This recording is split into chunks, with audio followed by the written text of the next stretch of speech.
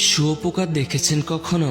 যদি নাই দেখে থাকেন বা মনে নাই করতে পারেন, তাহলে ছবিটার একেবারে বাম দিকের প্রাণীটাকে দেখুন। এটাই শুঁয়োপোকা। দেখতে বিতিকিচ্ছিরি এবং খানিকটা ভয় জাগানিয়ে এই প্রাণীকে পছন্দ করবে এমন লোক অত্যন্ত বিরল। তবে আপনি হয়তো জানেন যে শুঁয়োপোকা তার জীবনের একটা পর্যায়ে গিয়ে আর শুঁয়োপোকা থাকে না। সেই বিতিকিচ্ছিরি প্রাণীটা একদিন পরিণত হয় জগতের সবচেয়ে সুন্দর প্রাণীগুলোর একটিতে। অনিন্দ সুন্দর ডানার যে প্রজাপতিকে একটু ছুঁয়ে দিতে আপনার ভীষণ ইচ্ছে করে, সে প্রজাপতি কিন্তু শুঁয়োপোকারই পরিবর্তিত রূপ মাত্র। প্রজাপতির জীবনচক্রের মতো হতে পারে আপনার জীবনটাও। কখনো আপনাকে থাকতে হতে পারে শুঁয়োপোকার পর্যায়ে। চারপাশের কেউই তখন হয়তো আপনাকে পছন্দ করবে না, ঘৃণা করবে, দেখলেই দূরে সরে যাবে। কিন্তু মানুষের এমন প্রতিক্রিয়ায় হতোদ্যম না হয়ে যদি আপনি আপনার জীবনচক্রটাকে পূর্ণতা দিতে পারেন,